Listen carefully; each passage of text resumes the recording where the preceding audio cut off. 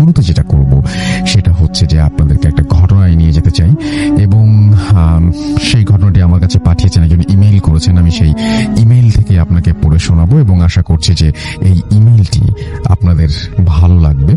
চলুন শুনে আসি ইমেইলটি, এবং যিনি লিখছেন আমি তার মতো করেই বলার চেষ্টা করছি। আশা করছি যে ঘটনাটি আপনাদের ভালো লাগবে। ঘটনাটি খুবই রেগুলার, বাট মুশকিলটা হচ্ছে যে ভালো দিকটা হচ্ছে, মুশকিল বলছি সেটা হচ্ছে যিনি পাঠিয়েছেন তার খুব কাছের মানুষের কাছ থেকে শোনা হওয়ার কারণে ঘটনাটি খুবই ইন্টারেস্টিং লেগেছে আমার কাছে পড়তে, এবং আপনাদেরও শুনতে হয়তো ঠিক ততটাই ইন্টারেস্টিং লাগবে। চলুন শুনে আসি ঘটনাটি। যেভাবে লিখছেন সেভাবে পড়ছি। আসসালামু আলাইকুম রাসেল ভাই, আমার বিশ্বাস আপনি ভালো আছেন, তাই আর জিজ্ঞেস করলাম না কেমন আছেন। আমি নিয়মিত ভূত এফএম শুনি, তাই আগ্রহবশত একটি সত্য ঘটনা লিখে পাঠালাম। আমি নাম প্রকাশে আগ্রহী নই, ঘটনা লিখে পাঠালাম, ভালো লাগলে আপনি পড়ে শোনাবেন, কারণ আমার পক্ষে স্টুডিওতে যাওয়া সম্ভব না। ঘটনাটা আমার দাদার চাচাতো ভাই ফুল মিয়া তার সাথে ঘটে যাওয়া সত্যি একটি ঘটনা। আমাদের বাড়ি বগুড়া শহর থেকে 25 কিলোমিটার পূর্বে যমুনা নদীর পাড়ে। নাম বললে অনেকে চিনবেন। 2000 সালের দিকে যমুনার পানি নিয়ন্ত্রণ বাঁধ ভেঙে যাওয়াতে প্রচুর বন্যা হয়েছিল। সবাই রাস্তায় ঘর বানিয়ে থাকতাম, রাতে সবাই মিলে আড্ডা দিতাম। একদিন দাদাকে অনুরোধ করলাম ভূতের গল্প শোনানোর জন্য। আমরা আগে জানতাম দাদার সাথে ঘটে যাওয়া একটি ঘটনা আছে, তার মুখ থেকে ঘটনাটা শুনতে চাইলাম। তিনি রাজি হলেন এবং তার সাথে ঘটে যাওয়া ঘটনাটা বলতে শুরু করলেন। দাদার বর্ণনাটা দিয়ে রাখি। তিনি ছিলেন প্রায় 6 ফুট লম্বা, সুঠাম দেহের অধিকারী এবং ভালো কুস্তি খেলতেন। তিনি যেভাবে বলেছেন আমি সেভাবেই পাঠালাম। ঘটনা শুরু। এটি স্বাধীনতার আগের ঘটনা। আমার বয়স তখন 27-28 বছর। ছেলেবেলা থেকেই ডান পিঠে ভয় ডর বলে কিছুই ছিল না। বাড়ির গৃহস্থালির পাশাপাশি কুস্তি খেলতাম। এলাকায় কুস্তি খেলায় বেশ নাম ডাক ছিল, তাই বিভিন্ন এলাকা থেকে খেলার জন্য আমন্ত্রণ পেতাম। আমিও আনন্দের সাথেই খেলতে যেতাম। খেলা শেষ করে বাড়িতে আসতে প্রায় অনেক রাত হতো, আর এজন্য বউয়ের কাছে অনেক বকাবকি শুনতে হতো। আমি রাত করে বাড়িতে ফিরতাম, তাই জীবনে অনেক কিছুই দেখেছি, যেমন সাদা কাপড় পরা মহিলা, বাচ্চাদের কান্নার আওয়াজ শোনা, ভূতের আলোর কুণ্ডলী দেখা, অনেক কিছুই। কিন্তু আমার সামনাসামনি কখনো আসতো না। আর কোনোদিন ডিয়ার লিসেনার, আজকের এই ইমেল এপিসোডটি অনেক ভয়ঙ্কর হতে যাচ্ছে। আজকের যে ঘটনাগুলো আপনারা শুনবেন, এই ঘটনার পরে একটু কমেন্ট করে জানাবেন যে আমাদের আজকের বাছাই করা ঘটনাটি আপনাদের কেমন লেগেছে। আমরা কিন্তু এইরকম ঘটনা প্রতিদিন রাত 10টায় এই চ্যানেলের মাধ্যমে আপলোড করি। আপনারা যারা এখন পর্যন্ত জানেন না তারা অবশ্যই আমাদের এই চ্যানেলটিকে সাবস্ক্রাইব করেন বাছাই করা সকল ঘটনা সবার আগে পাওয়ার জন্য। ভয়ও পেতাম না। ঘটনাটা ঘটে এক গরমের সময়। তখন মাঠে মাঠে ধান কাটা চলছিল। সেবার খুব বেশি ধান লাগানো হয়নি, যেটুকু ছিল আগেই কাটা মারাই শেষ। সেবার শ্বশুর বাড়িতে অনেক ধান হয়েছে, তাই বউ আমাকে আমার 4-5 বছরের বাচ্চাকে নিয়ে বাপের বাড়ি গেল। আমাকেও সাথে যেতে পড়লো, কিন্তু আমি গেলাম না। আমাদের কিছু একটা ফসলের খেতে আগাছা নিড়ানির প্রয়োজন, তাই যায়নি। ধান কাটার সময় হওয়াতে কৃষক পাওয়া মুশকিল, সবাই ধান কাটতে ব্যস্ত। যা হোক, অনেক চেষ্টার পর একজনকে পেলাম, নাম আবুল মিয়া। আমরা বাজারের বট গাছের নিচে বসে সব আলাপ সেরে নিলাম। আমি আবুল মিয়াকে বললাম খুব সকালে আমরা কাজ শুরু করব, টাকা কিছু বেশি দেব সকাল সকাল কাজ শুরু করার জন্য। সে রাজি হলো। আমি তাকে বললাম আমাকে যেন সকালে সে ডেকে নিয়ে যায়। কথা বলা শেষে যে যার মতো বাড়িতে চলে আসি। রাতের খাবার খেয়ে উঠানে বসে বিড়ি খেয়ে ঘুমাতে গেলাম। জ্যোৎস্না রাত, অনেক গরম পড়েছে। বিছানায় এদিক সেদিক করতে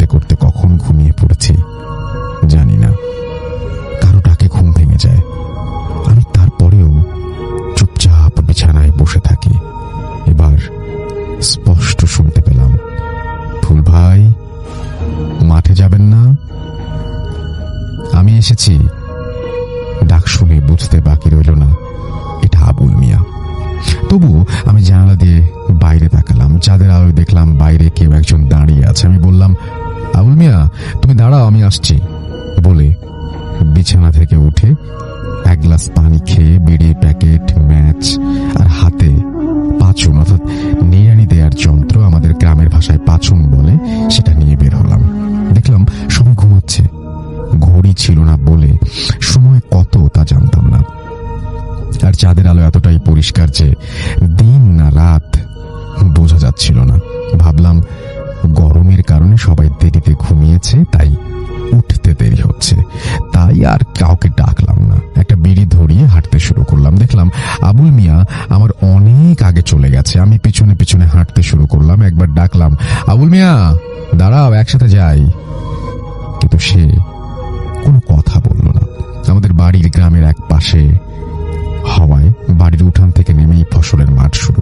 আমাদের ফসলের ক্ষেতটি ছিল বাড়ি থেকে প্রায় আধা কিলোমিটার দূরে। আমি হাঁটতে হাঁটতে এক সময় ফসলের জমিতে পৌঁছালাম। দেখলাম আবুল মিয়া নেই।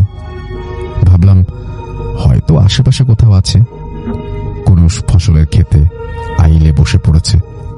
তাই আর কিছু না ভেবে একটা বিড়ি ধরিয়ে নিড়ানি শুরু করলাম। কতক্ষণ সময় গেছে আমি জানি না, বিড়ি শেষ হয়েছে অনেক আগেই। হঠাৎ আমার মনে হলো কেউ একজন আমার পাশে এসে দাঁড়িয়ে আছে। আমি আবুল মিয়া ভেবে উঠে, কি আবুল মিয়া, উল্টাপাল্টা কিছু খেয়েছো নাকি? এত সময় লাগলো কাজ সারতে? আবুল মিয়া কোনো কথা বলল না, চুপ করে দাঁড়িয়ে রইল। আমি আবার বললাম, আবুল মিয়া বিড়ি ধরাবা নাকি? বলে পাচনটা মাটিতে গেড়ে বিড়ি বের করতে উঠলাম। একটা মুখে নিয়ে আর একটা বিড়ি আবুল মিয়ার দিকে এগিয়ে দিলাম। আবুল মিয়া বিড়িটা ধরালো না, তাই আমি এবার তার মুখের দিকে তাকালাম। তাকিয়ে শরীরটা ঝাঁকি দিয়ে উঠল। দেখলাম মানুষের মতো আকৃতি, কিন্তু সারা শরীরে বড় বড় লোম। একটি অবয়ব, লোমে ঢাকা একটি অবয়ব আমার সামনে দাঁড়িয়ে আছে। জীবনে প্রথম আমি বেশ ভয় পেয়ে গেলাম। জীবনে প্রথমবার কিছু একটা আমার সামনে দাঁড়িয়ে আছে। আমার আর বুঝতে বাকি রইল না এটা আবুল মিয়া না, এই অবয়বটা আমাকে বাড়ি থেকে ডেকে এনেছে। আমি তা বুঝতে পারছি। আমি বুঝতে পারছি আজ খুব বাজে কিছু একটা ঘটতে চলেছে আমার সাথে, কিন্তু আমি সাহস হারালাম না। আমি বলে উঠলাম, আবুল, তুমি এই গরমের মধ্যে সব কি কাপড় পরে এসেছো? তোমার শরীরে কি জ্বর? তাহলে চলো বাড়ি যাই, আজ কাজ করতে হবে না। বলে পেছনে ঘুরে দাঁড়ালাম আর পকেট থেকে ম্যাচটা বের করেছি। ম্যাচটা হাতে নিয়ে সবই জ্বালানোর চেষ্টা করছি, ঠিক সেই মুহূর্তে একটা থাবা মারলো আর আমার ম্যাচটা হাত থেকে পড়ে গেল। আমি ভাবছি দৌড়াবো, ঠিক সেই সময় পেছন থেকে থাবা দিয়ে আমাকে ধরে ফেললো। সাথে সাথে আমার হৃৎপিণ্ড ধপ করে বাড়ি খেলো। গায়ের সব লোম দাঁড়িয়ে গেল। আমি কি করব বুঝতে পারছি না। ভয় শরীর কাঁপছে। দৌড়াবো কিনা তাও বুঝতে পারছি না। উপায়ও নেই, কারণ সে আমাকে ধরে রেখেছে। আমি ভাঙা ভাঙা গলায় বললাম, আমাকে কেন ডেকে নিয়ে এসছো? কেন আমাকে মারতে চাও? আমি কি ক্ষতি করেছি তোমার? আমাকে ছেড়ে দাও। অবয়বটা শুধু বলল, আমার বাচ্চারা ক্ষুধার্ত, আমার সাথে চল। বলেই আমাকে পেছন দিকে টানতে টানতে টানতে শুরু করলো। আমি চেষ্টা করলাম ম্যাচটা ধরাতে পারলাম না। আবার চেষ্টা করছি পাছনটা ধরতে, তাও পারলাম না। অবয়বটা আমাকে টেনে নিতে শুরু করলো। ফসলের জমি থেকে 10-12 মিনিট হাঁটার পর একটা খাল আছে আর অবয়বটা আমাকে সেদিকে যেতে বলছে। আমি তার হাত থেকে ছুটতে চেষ্টা করছি, কিন্তু পারছি না। ততক্ষণে আমি বুঝে ফেলেছি সে আমাকে খালের দিকে নিয়ে যাবে, এখানে মারবে না, কারণ মেরে ফেলার হলে এতক্ষণে মেরে ফেলতো। কিছুটা সাহস জুগিয়ে তাকে সজোরে আঘাত করলাম কয়েকবার, কিন্তু তার হাত থেকে ছুটতে পারলাম না। আমি সেটাকে আঘাত করার পর ভয়ঙ্কর রূপ আরো বেশি ভয়ঙ্কর হতে লাগলো। অবয়বটা প্রচন্ডভাবে ক্ষেপে উঠলো, চোখগুলো লাল রঙের হয়ে গেল, একটা কর্কশ গর্জন করলো, আমাকে মাটিতে ছিটকে ফেলে দিল। আমার হাত পা দুটি টানতে শুরু করলো। আমি শরীরের সমস্ত শক্তি দিয়ে প্রতিরোধ করার চেষ্টা করলাম, কিন্তু তার শক্তির সাথে পেরে উঠলাম না। আমি প্রচন্ড রকম ভাবে চিৎকার করতে লাগলাম, কিন্তু কে শুনবে আমার চিৎকার? আশেপাশে তো কোনো জনমানব নেই, নেই কোনো ঘর বাড়ি। সে আমাকে টেনে নিয়ে যাচ্ছে আর আমি চেষ্টা করছি তার হাত থেকে বাঁচতে। আমি আবারও শরীরের শরীরের সমস্ত শক্তি দিয়ে তাকে বাম পা দিয়ে লাথি মারলাম। এবার সে আমাকে ছেড়ে দিল। আমি দাঁড়িয়ে দৌড়াতে চাইলাম, কিন্তু পারলাম না। অবয়বটা আমার হাত আবার ধরে ফেললো, আর এবার সে ভয়াবহ দেখাতে শুরু করলো। আমার পা দুটি ধরে কাপড় কাচার মতো করে কয়েকবার মাটিতে বাড়ি দিল। আমি প্রচন্ড ব্যথা পেলাম, শরীরের সমস্ত শক্তি হারিয়ে ফেললাম, নিস্তেজ হয়ে গেলাম। এবার চিৎকারও করতে পারছি না। সে আমাকে টানতে থাকলো। আমি আমার পিঠে প্রচন্ড রকমের ব্যথা পাচ্ছিলাম। শুধু ভাবছিলাম, এটাই আমার জীবনের শেষ রাত, আজ আমার মৃত্যু নিশ্চিত। আমার শরীরের সমস্ত কাপড় ছিঁড়ে গেছে, পরনের লুঙ্গি খুলে পড়ে গেছে। আমি দোয়া পড়ছি, কিন্তু কোনো কাজ হচ্ছে না, কারণ আমার শরীরে কোনো কাপড় নেই। ততক্ষণে অবয়বটা আমাকে টানতে টানতে খালের পাড়ে নিয়ে এসেছে, আর মাত্র 3-4 হাত নিতে পারলেই আমাকে নিয়ে খালের পানিতে তলিয়ে যাবে। আমি চাঁদের আলোয় দেখতে পারলাম খালের পাড়ে একটা খুঁটি গাঁড়া, সম্ভবত মাঝিদের নৌকা বাঁধা খুঁটি। আমি জীবনের শেষ চেষ্টা করলাম, 2 হাত দিয়ে খুঁটিটা শক্ত করে ধরলাম। অবয়বটা আমাকে প্রচন্ড টানতে শুরু করলো, আর হাত ছিঁড়ে যাবার উপক্রম হলো, কিন্তু আমি কোনোভাবেই খুঁটিটা ছাড়লাম না। কিন্তু বিধিবাম দেখলাম খুঁটিটা টানের চোটে হেলে পড়েছে। আমি শুধু শেষবারের মতো বললাম, আল্লাহ আমাকে মাফ করে দিও।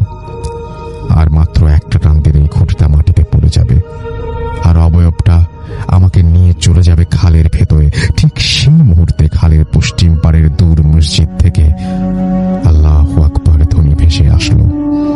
আজানের ধ্বনি শোনা মাত্র অবয়বটা আমাকে ছেড়ে দিল আর পানির নিচে চলে গেল।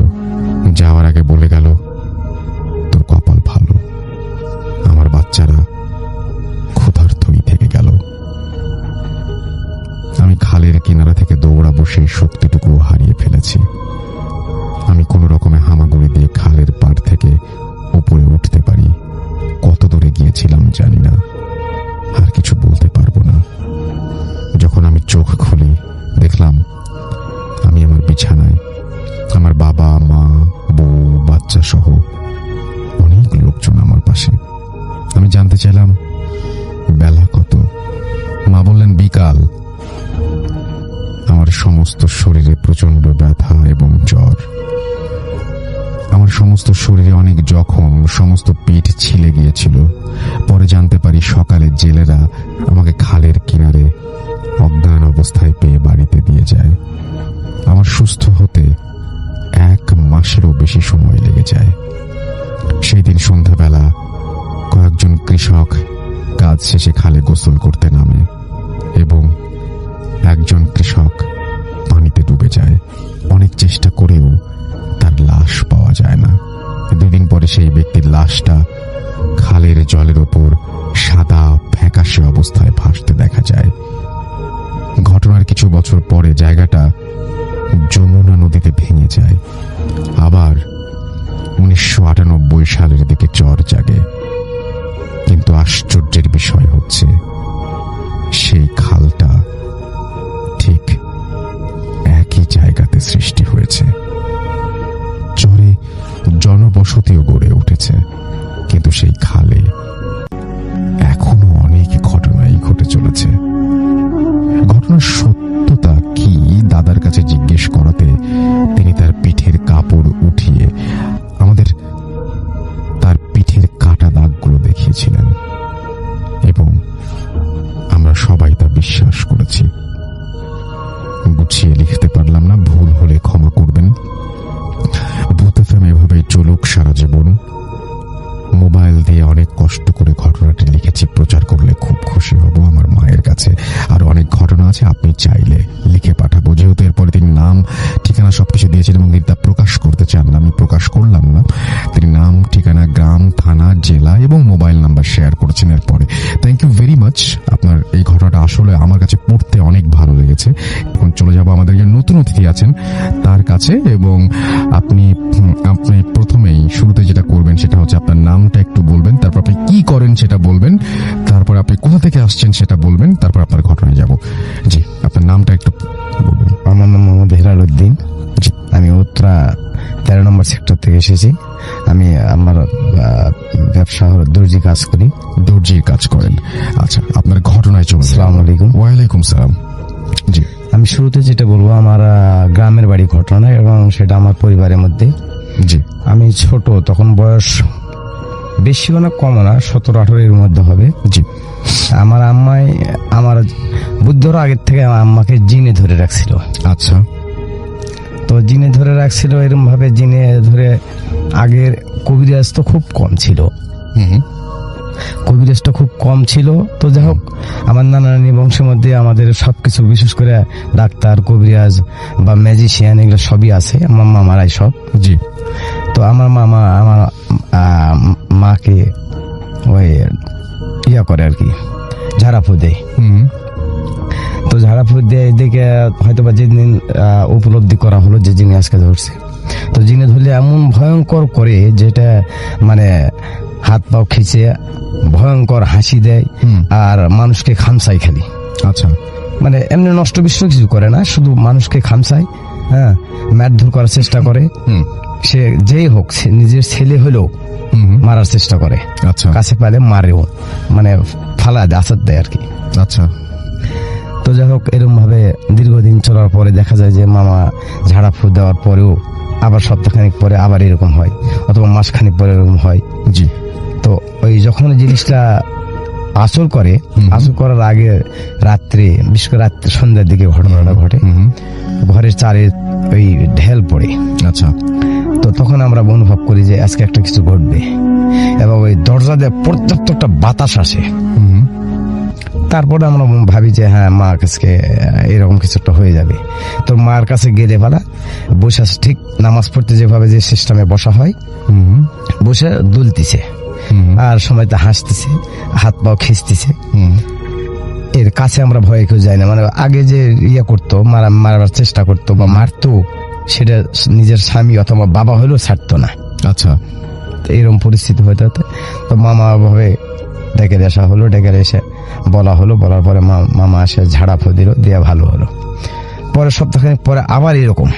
তখন আমার একটু মানে আমি আবার একটু আমার একটু মানে প্রতিবন্ধী টাইপের আমি আর কি। আপনারা খেয়াল করছেন জানি না, যা তারপরে আমি বলতেছি। তো আমার রাগ একটু বেশি। আচ্ছা। তো হঠাৎ করে রাগ উঠে গেল মামার উপর, যে আজকে একটা কিছু করবো। আর মামা যেগুলো করে এগুলো সব মিথ্যা। তাছাড়া মা যখন ও আসে ঝাড়া ফু দিলে ভালো থাকে, সপ্তাহখানিক ভালো থাকে, আবার পরে দেখা যায় আবার পরিস্থিতি ওই রকমই। আচ্ছা। তো সন্ধ্যার দিকে আমি মামার বাড়িতে গেলাম। মামার বাড়ির যা বাড়ির মধ্যে ডাইরেক্ট কারোর সাথে কোনো কথা না বলে বাড়ির মধ্যে একটা দাও, অর্থাৎ মাছ কাটা বা তরকারি কাটা একটা দাও নিয়ে এসে, তো যে কথা বলি না, একটা কথা বলে রাখি, সেটা হলো বাড়ির পাশে একটা জঙ্গল, বন জঙ্গলের মধ্যে বিশাল জঙ্গল, ওর মধ্যে একটা কাঁঠাল গাছ।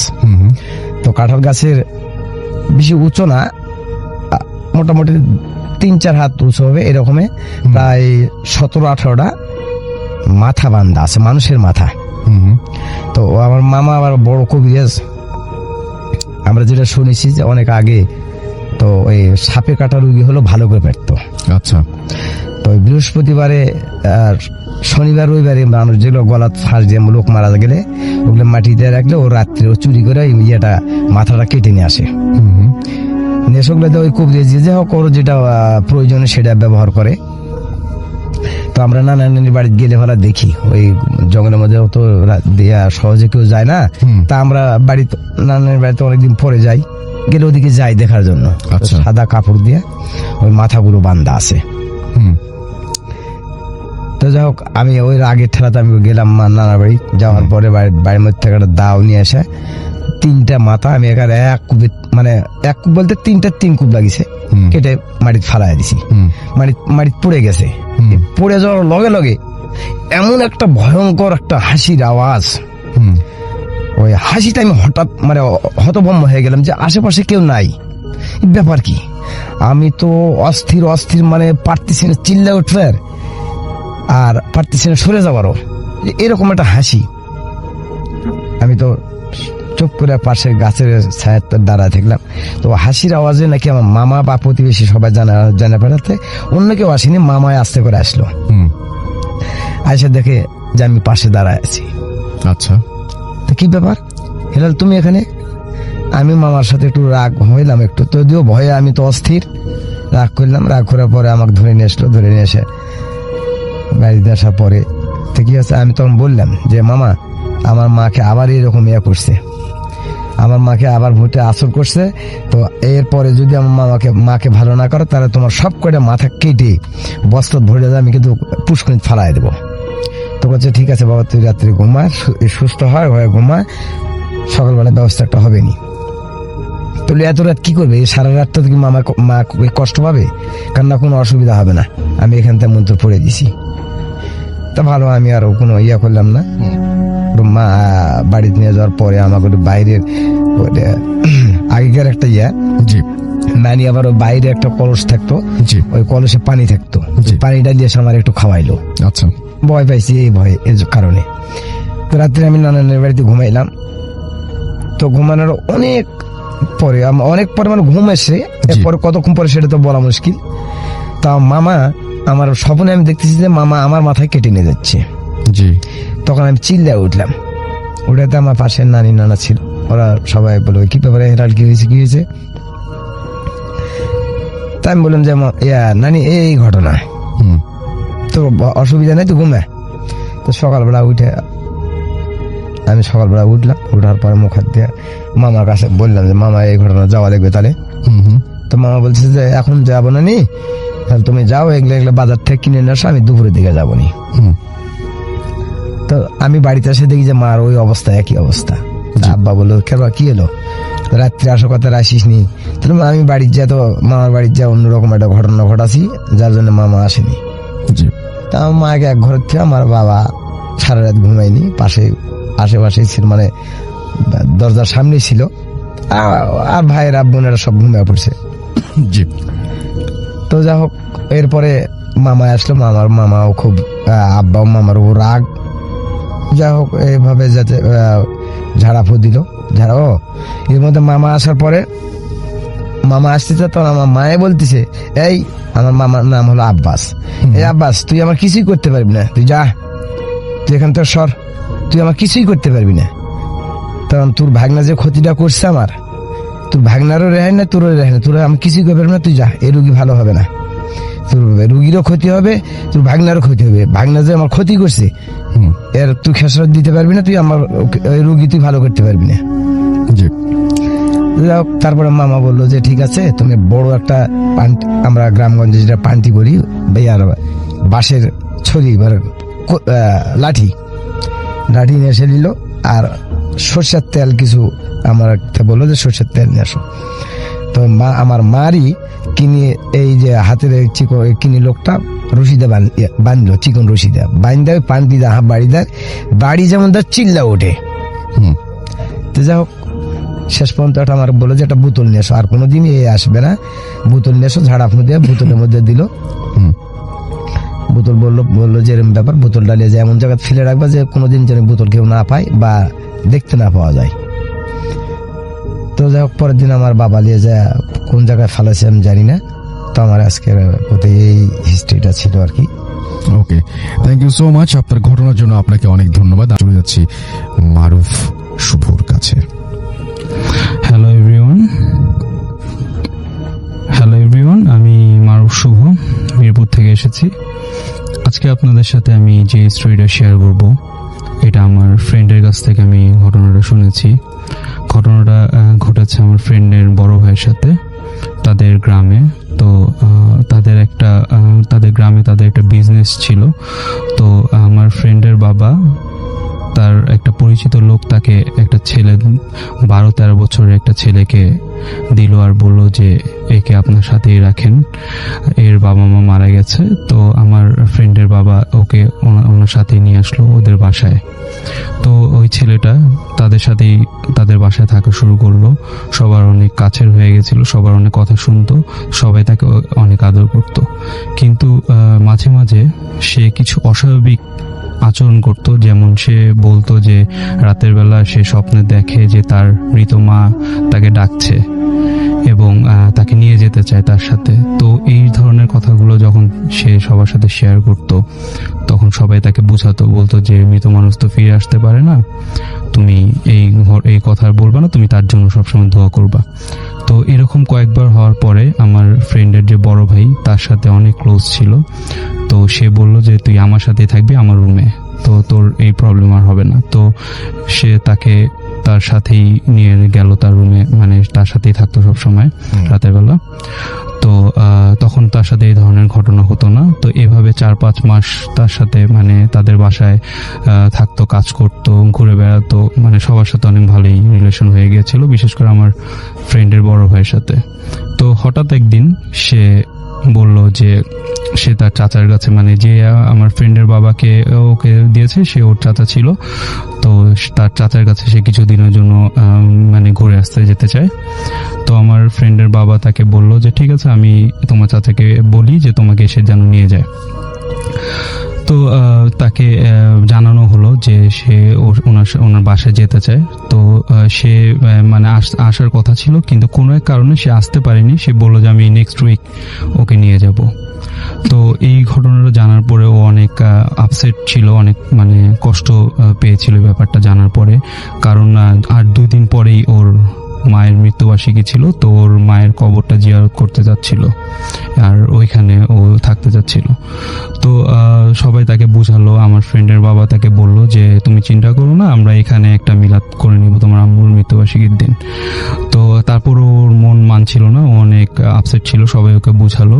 তো যেদিন ওর আম্মুর মৃত্যুবার্ষিকী ছিল তার আগের দিন দুপুরবেলা হঠাৎ করে তাকে বাসার কোনো জায়গায় পাওয়া যাচ্ছিল না।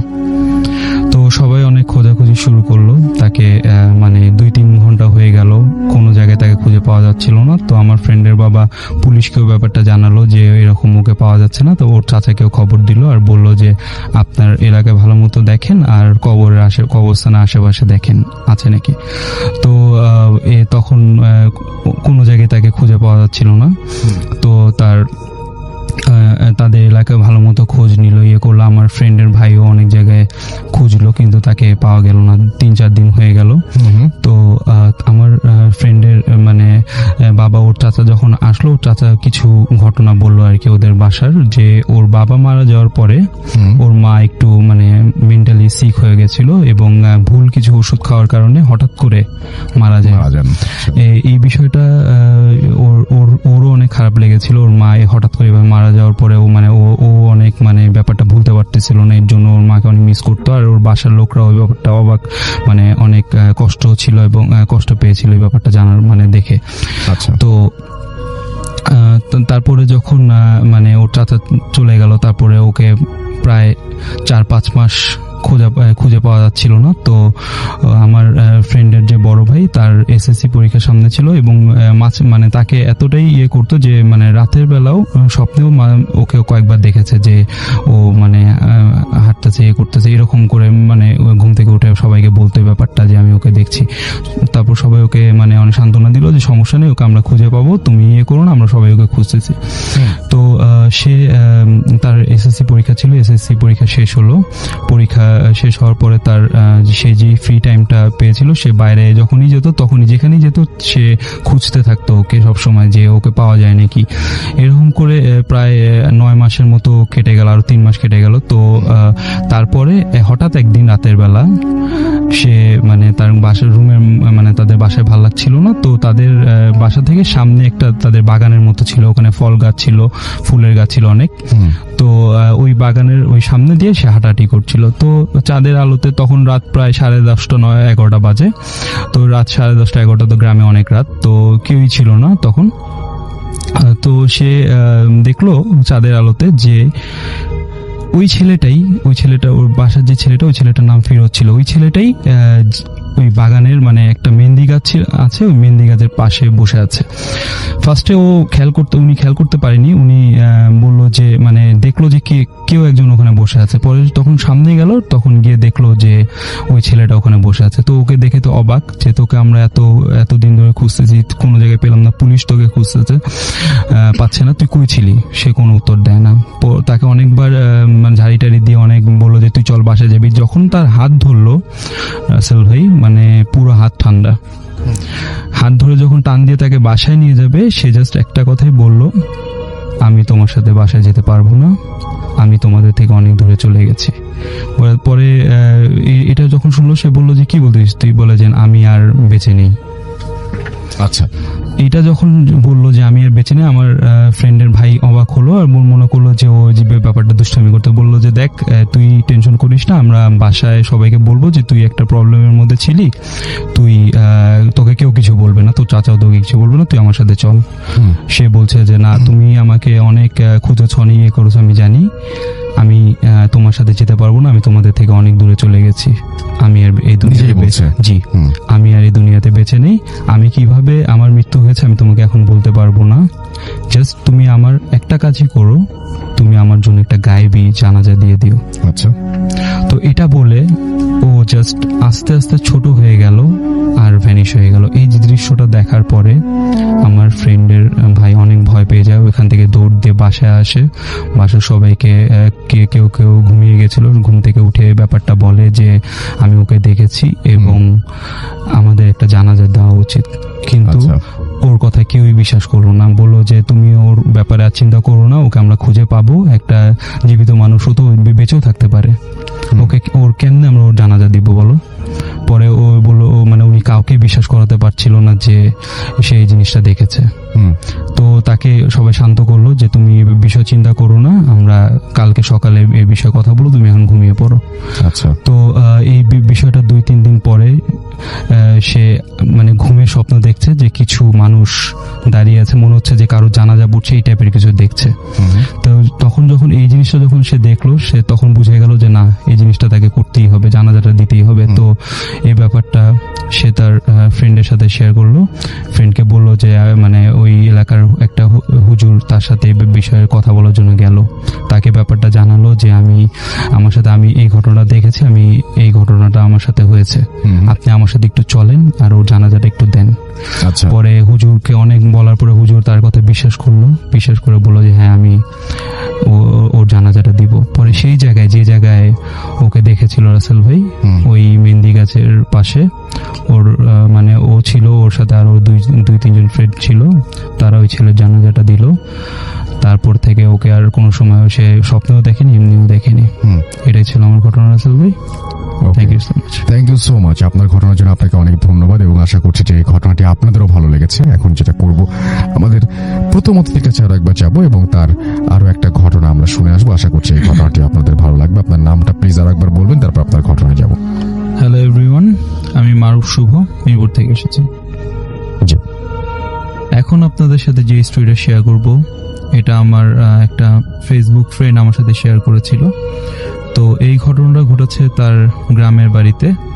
তো তাদের গ্রামে একটা অ্যাবান্ডেন্ট বাসা ছিল, যে বাসার মধ্যে কেউই থাকতো না, আর যারা বাসার মালিক যারা ছিল তারা সবাই রাশিয়াতে থাকতো।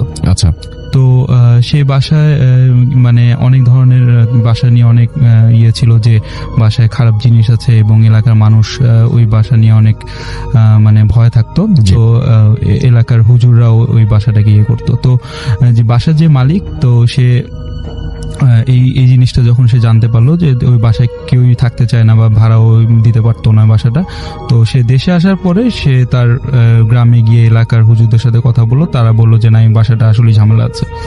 তো সে ঢাকায় গিয়ে ঢাকার 2জন হুজুরের সাথে কথা বললো। তো একটা হুজুর বললো যে ঠিক আছে, যেহেতু ওখানে এই ধরনের প্রবলেমের কথা গ্রামবাসীরা বলতেছে, তো আমি ওখানে গিয়ে থেকে দেখতে চাই যে ওখানে কি ঘটনা। তো সেই মানে বাড়ির মালিক বললো যে ঠিক আছে আপনি যান, আর ওনার সাথে ওনার ওই মসজিদেরই একটা মানে মাদ্রাসা ছিল, মাদ্রাসা থেকে একটা ছেলেকে নিয়ে গেল। তারা 2জন ওখানে গেল। তো ওখানে তাদের থাকার ব্যবস্থা করে দিল। তো ওখানে ওই বাসায় কোনো ইলেকট্রিসিটি ছিল না। তো তারা চার্জার লাইট নিয়ে এবং শীতের সময় তো তারা মশার কয়েল টয়েল নিয়ে ওই বাসায় গেল। তো ফার্স্টের দিন তারা ওখানে থাকলো। 2তলা বাসা ছিল ওই বাসাটা, মানে বাসার ভিতর দিয়ে একটা সিঁড়ি ছিল, যে সিঁড়ি দিয়ে উপরে আর কি যাওয়া যেত। জি। তো তাদেরকে নিচের যে ফ্লোরটা, ওখানে একটা বিছানার মতো ব্যবস্থা করে দেওয়া হলো ওখানে থাকার জন্য। তো প্রথম দিন রাতের বেলা তারা জেগেছিল যে আসলে কি বাসায় কিছু হয় নাকি। তো তারা যখন মানে 11:30 থেকে জেগে বসে আছে, 11:30 থেকে 12:30 একটা পর্যন্ত তারা জেগেছিল যে কোনো প্রবলেম হচ্ছে না, কারণ গ্রামে তো 1টা অনেক বেশি রাত, তো কোনো কিছুই সেখানে হচ্ছিল না। জি। তো সে তখন ঘুমিয়ে পড়লো। তারা ঠিক 2:30-3টার দিকে মানে হুজুর তার একটা জোনাকি পোকা হুজুরকে ডিস্টার্ব করছিল। জোনাকি পোকা? জি, জি। জোনাকি পোকা তাকে ডিস্টার্ব করছিল। তো কিভাবে ডিস্টার্ব করছিল? মানে তার মানে কানের সামনে আওয়াজ করছিল এবং মুখের মধ্যে মানে অনেক সময় বসতেছিল এই টাইপের আর কি। তো তার ঘুমটা ভেঙে যায়, দেখে যে একটা জোনাকি পোকা তার আশেপাশে ঘুরছে। তো এটা দেখে সে উঠে বসলো, উঠে বসে দেখলো যে পোকাটা জানলা দিয়ে বের হয়ে গেল। তো সেদিন রাতে তার আর ঘুম আসেনি। তো কিছুক্ষণ পরে ফজরের আজান দিল। তো সে আর তার সাথে যে ছিল তারা দুইজন ওযু করে ওই বাসার মধ্যেই নামাজ পড়লো। নামাজ পড়ে ফজরের পরে সকালবেলা ওই বাড়ির মালিককে বললো যে আমরা তো ছিলাম, কোনো প্রবলেমই হয়নি, কিন্তু বললো যে আমরা আরো কিছুদিন ওই বাসায় থাকতে চাই, দেখতে চাই যে আসলে কিছু হয় নাকি। তো সে বললো যে ঠিক আছে আপনি থাকেন, আরো 2-3 দিন থাকেন, সমস্যা নেই। তো দ্বিতীয় দিন হুজুর তো ফুললি শিওর যে এখানে কিছুই হচ্ছে না, এখানে গ্রামবাসীরা এমনি ব্যাপারটা করেছে। তো সে ওভার শিওর হয়ে সে 11টার মধ্যে ঘুমিয়ে গেল ওই দিন। তো ওই দিন যেটা হলো রাসেল ভাই, ওই দিন ঠিক ওই 2:30-3টার দিকেই সেম ভাবে তার প্রথম দিন তার জোনাকি পোকা যেভাবে তাকে ডিস্টার্ব করে ঘুম ভাঙিয়ে দিয়েছিল, সেম ওইভাবেই তার ঘুমটা ভেঙে গেল। তো সে ঘুম থেকে উঠে যেটা দেখলো যে তার পাশে যে মাদ্রাসার ছেলেটা তার সাথে ছিল সে তার সাথে নেই। আচ্ছা। তো সে ফার্স্টে মনে করলো যে ছেলেটা হয়তো বা ওয়াশরুমে গিয়েছে। তো ওয়াশরুমেও দেখলো যে নাই। তো তার নাম ধরে কয়েকবার ডাক দিল, কিন্তু তার কোনো সারা শব্দ পাওয়া যাচ্ছিল না।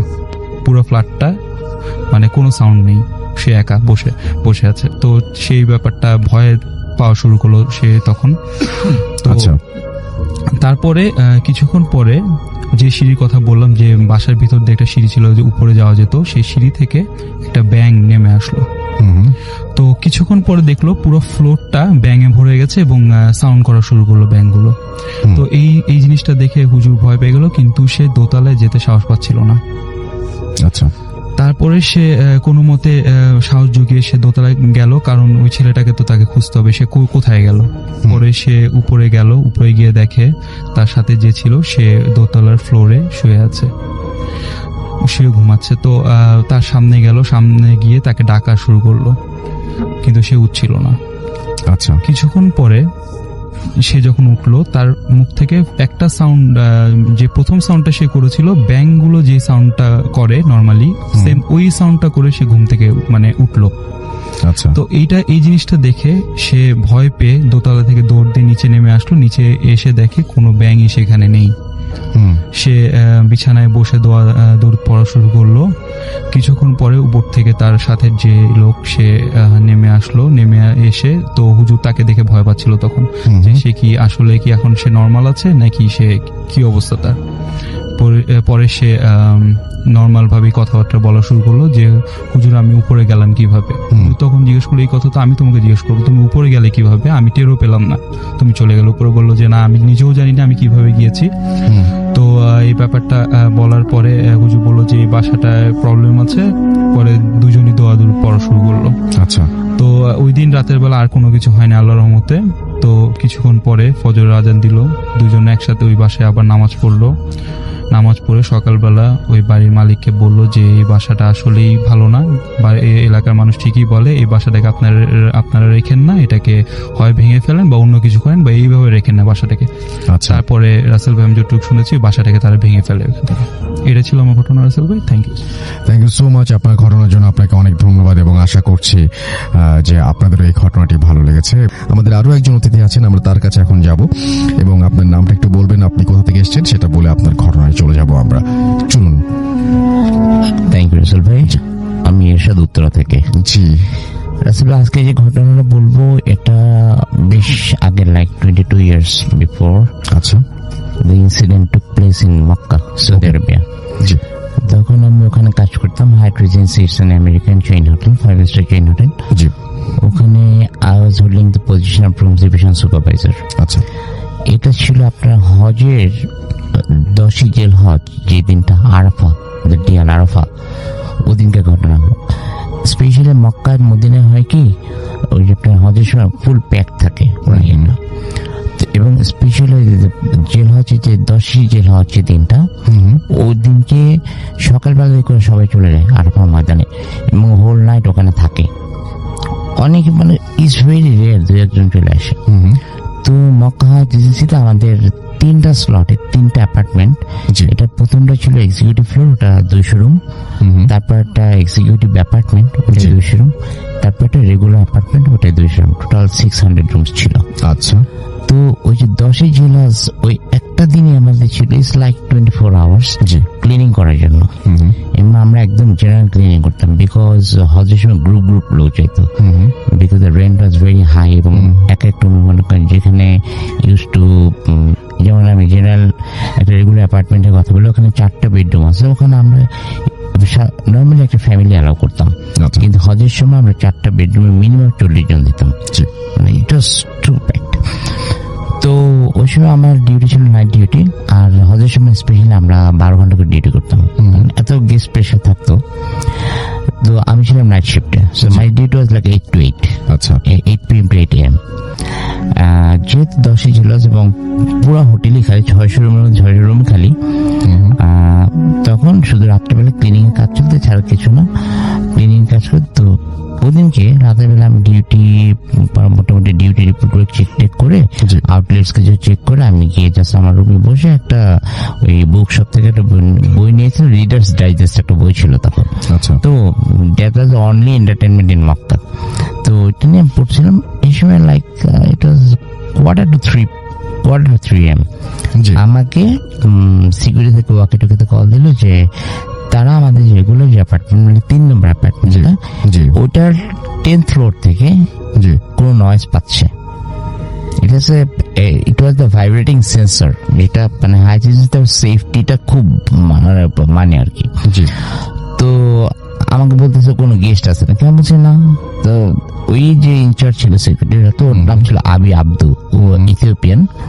তখন আমি বলছি না, তখন বলছে ওকে লেটস গো, কারণ এই সেফটির কারণে আর অনেক গেস্ট, অনেক ভ্যালুয়েবল পার্টস তখন যে রেখে যাবে, এই জন্য মেইনটেনেন্স এর মাস্টার কি ছিল আমাদের ডিপার্টমেন্টে, লিফটের মাস্টার কি ছিল ইঞ্জিনিয়ারিং এ, আর পুরো ফ্লোরের যে রুমগুলো ওগুলো হচ্ছে সিকিউরিটিতে। আচ্ছা। তো এখন মানে 3 জনকে লাগবে, ইঞ্জিনিয়ার একজনকে লাগবে, আমাকে লাগবে, আমার মাস্টারকে ইউজের জন্য, আর সিকিউরিটি তোর দায়িত্ব করবে। তখন আমি আবার ইঞ্জিনিয়ারিং এ কল দিলাম। ইঞ্জিনিয়ারিং ইমতিয়াজ হোসেন, হি ওয়াজ এ পাকিস্তানি ইঞ্জিনিয়ার, উনি ছিলেন ইনচার্জ। তো ওখানে ওনাকে আমি বললাম যে ইমতিয়াজ ভাই এরকম ঘটনা, তো let's go to check the floor. তো আমি আব্দিকে বললাম যে you better come to my office and with will go together. তো আমরা গেলাম, আমি আমার কি দিয়ে মাস্টারকে দিয়ে এন্ট্রান্স খুলে দিলাম, খুলে এখন আমরা লিফট অন করলো ইমতিয়াজ ভাই। তখন প্রত্যেকটা আমরা ইয়েতে করতেছি, মানে প্রত্যেকটা ফ্লোর একটা একটা করে দেখতেছি। আমরা যতই উপরে যাচ্ছি ইয়েতে নয়েজটা বাড়ছে। এখন ইমতিয়াজ ভাই প্রত্যেকটা ফ্লোরে সুইচ আউট করছেন, 10 নম্বর 10th ফ্লোরে কল নিচ্ছে না, জি। 9th ফ্লোর পর্যন্ত আছে, 10th ফ্লোরে কল নিচ্ছে না। তখন আমরা কি করবো, তখন বলে যে ওকে আইল সি ইট লেটার, আমরা আগে তাহলে আমরা ইমার্জেন্সি স্টেয়ারকেস দিয়ে আমরা 10th ফ্লোরে যাই। তো আমরা 9th ফ্লোরে নেমে ইমার্জেন্সি স্টেয়ারকেস দিয়ে 10th ফ্লোরে উঠলাম। যখন 9th ফ্লোরে আমরা নামলাম, তখন স্পষ্ট শুনলাম যে কোরআন তেলাওয়াত করতেছে, সামরি উপর থেকে আসতেছে শব্দটা। তখন আমি করলাম কি, আমি ইমতিয়াজ ভাই, আমি আব্দুকে বললাম লেটস গো টুগেদার, আগে পিছিয়ে যায় না। আর আব্দির একটা আবু আব্দি, যেটা ইথিওপিয়ান সিকিউরিটি ইনচার্জ ছিল, he was very tall but very thin এবং সো টকেটিভ, খামাখাই কথা বলতো, এমনি কথা বলতো। তো ও সে আগে যাবে, আমি তো ওয়েট। হ্যাঁ, তারপর যখন আমরা মোটামুটি 3 জনের স্টেয়ারকেস 3 জন একসাথে পার হচ্ছি, 10th ফ্লোরের যে এন্ট্রান্সটা ওটা দেখলাম খোলা, এবং ওই লবিগুলো হচ্ছে অনেক বড়, আর ফ্লোর লবি অনেক বড়, রাইট একসাথে ইউ ক্যান 120 লোক একসাথে দাঁড়াতে পারো।